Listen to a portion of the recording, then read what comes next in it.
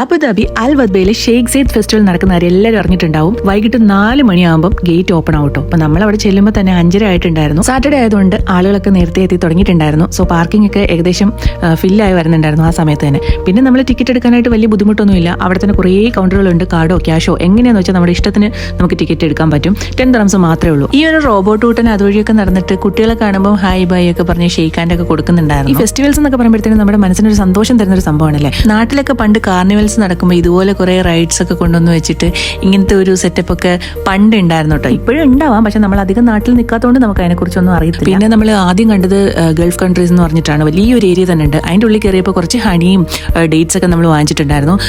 അവിടെ നിന്നൊരു ഹണി നമ്മൾ വാങ്ങിച്ചു. പ്രത്യേക ഒരു ടേസ്റ്റ് ഉണ്ടായിരുന്നു കേട്ടോ. പിന്നെ കുറേ ഡേറ്റ്സ് എന്തോ സ്പെഷ്യൽ സിറപ്പിനകത്തൊക്കെ ഡിപ്പ് ചെയ്തിട്ടൊക്കെ അവർ നമുക്ക് തന്നിട്ടുണ്ടായിരുന്നു. എല്ലാം ഭയങ്കര ടേസ്റ്റ് ഉണ്ടായിരുന്നു.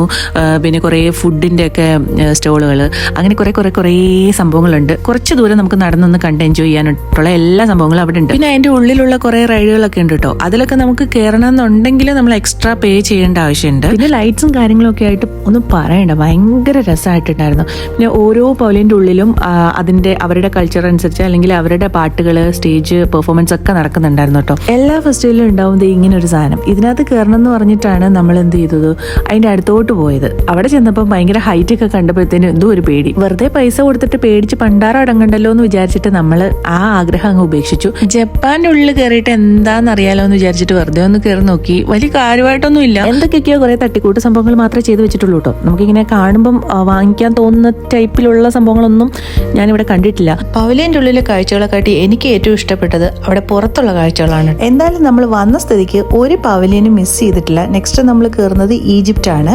അതിന്റെ ഉള്ളിൽ കയറിയപ്പം എനിക്ക് കുറച്ച് വെറൈറ്റി ആയിട്ടൊക്കെ ഫീൽ ചെയ്തു കേട്ടോ. മൊത്തത്തിൽ ഇത്രയും ബ്യൂട്ടിഫുൾ ആയിട്ടുള്ള കളർഫുൾ ആയിട്ടുള്ള ഒരു ഫെസ്റ്റിവൽ നമുക്ക് വെറും 10 ദിർഹംസിന് എൻജോയ് ചെയ്യാൻ പറ്റുക എന്ന് പറഞ്ഞാൽ അത് വലിയൊരു കാര്യം തന്നെയാണ്. പിന്നെ 9 മണി വരെ വെയിറ്റ് ചെയ്യുകയാണെങ്കിൽ ഫയർ വർക്സ് ഒക്കെ കാണാമെന്ന് അവർ പറഞ്ഞിട്ടുണ്ടായിരുന്നു. സോ നമ്മൾ അതിനൊന്നും വെയിറ്റ് ചെയ്തില്ല. അപ്പോൾ ഇന്നത്തെ വീഡിയോ അത്രേ ഉള്ളൂ. അടുത്തൊരു വീഡിയോ ആയിട്ട് വരുന്നത് വരെ ബൈ.